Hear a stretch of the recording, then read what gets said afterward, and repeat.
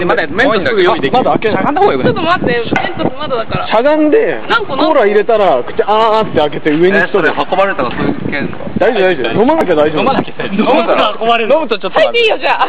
そっちに入れ、そっち。で、一回でも、こう、空気入れないように、一回。どんだけメントス入れんの？そんなイベントって入れるもんなの？一回口閉じてみて。含んだら。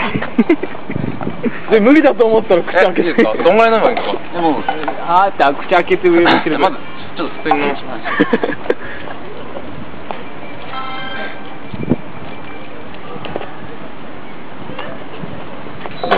もっと入れても一回飲んでいいよ。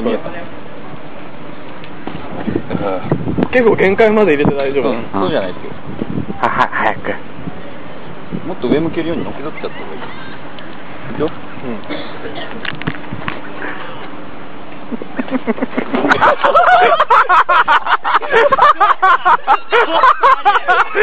どうなった何？わかんねえよ。